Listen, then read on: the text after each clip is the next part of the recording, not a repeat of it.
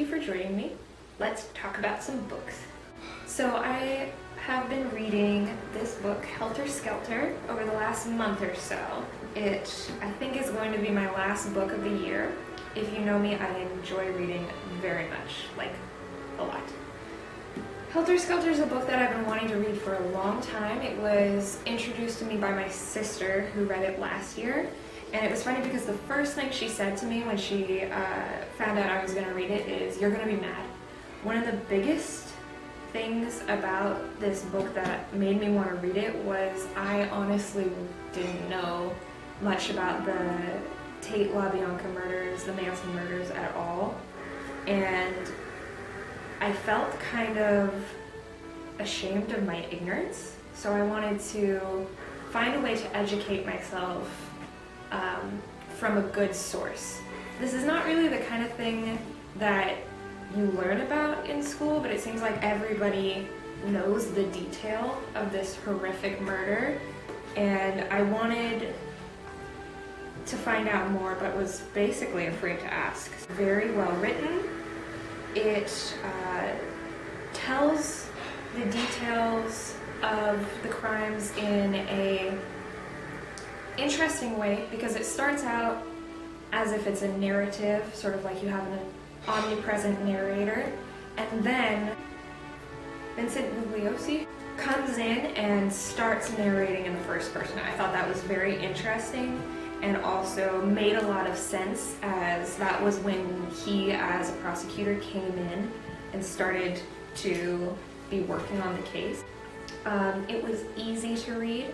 I didn't feel like I had to look up a bunch of legal terms while I was reading this book. It's explained very nicely what they're talking about.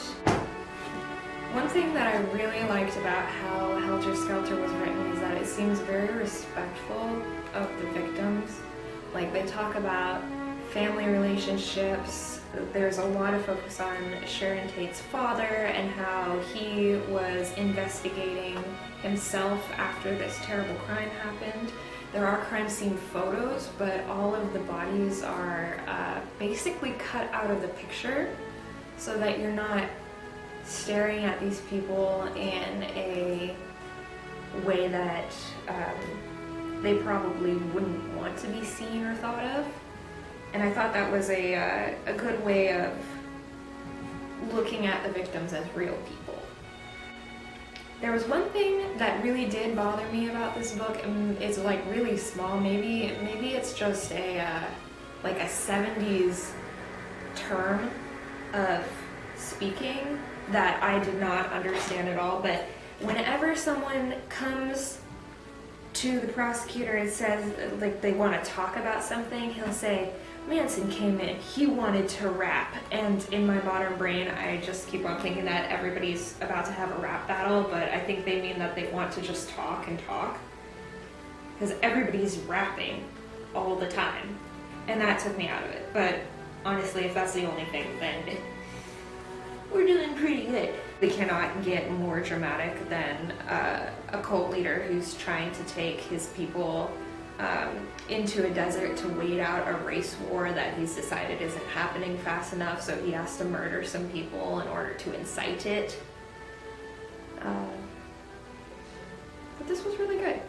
Yeah, if you're curious about this case at all, I would highly recommend reading the book. It takes no time at all to read. It looks very big, but it was a very easy, compelling read, very interesting, and I enjoyed it a lot. I mean, it answered pretty much all the questions I had.